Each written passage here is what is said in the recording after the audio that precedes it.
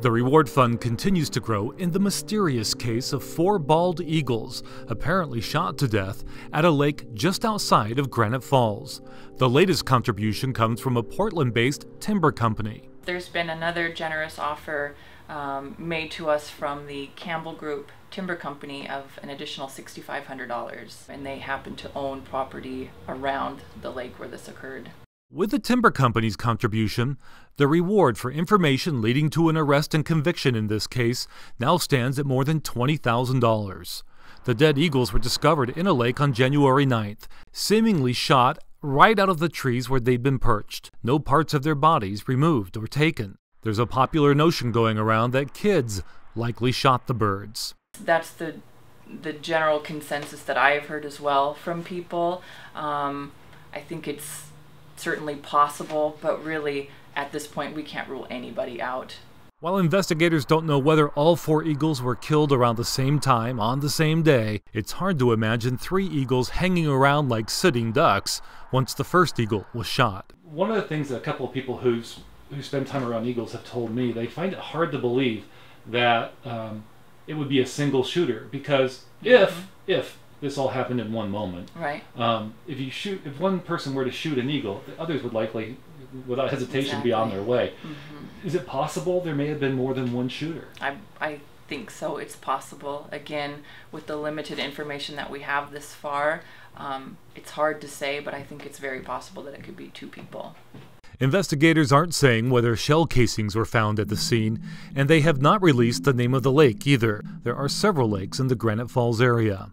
Can you tell us whether anybody who lives in that general area has reported any suspicious activity?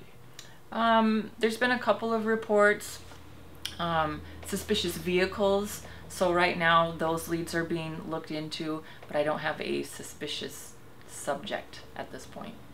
There are so many people that are outraged by this and touched by this, and not just in our local community, and not just in the tribal community, but nationwide.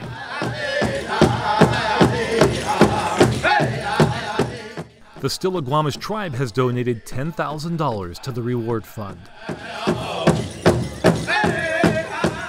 This particular crime was devastating to the tribe, and the tribe and its members are outraged. The crime seems totally senseless, totally wasteful, and makes no sense at all. We're trying to piece it together why somebody would do something like this.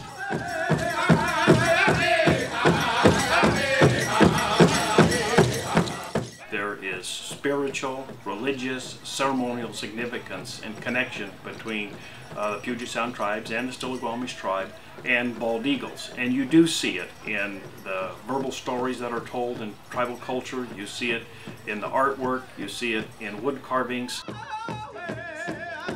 That includes these carvings at each end of tribal headquarters. The eagle is very spiritual to Indian country and our culture, and so to have something like this happen, to take a life, is you know, an act of disrespect to not only the life of the eagle, but to the culture that it supports and represents. The connection between tribe and sacred bird very much apparent at the tribal chairman's home. You know, they're the eyes to the other side. They're the messengers from our ancestors, and they watch over us. And to take the life of an eagle like that, I don't understand it, and nor does the tribe, and it's just it just shows that there's no care for life. If there is somebody out there who's watching this right now and they think they know something, even if they just suspect it might be useful, what would you say to that person? I would say to them that no matter how insignificant they might think their information is, to call our department. The number to call, 877-933-9847. You can also provide a tip by email by writing to reportpoaching@dfw.wa.gov. I am certain somebody knows something, and I'm just asking that you do the right thing. In Arlington, Mark Horner reporting.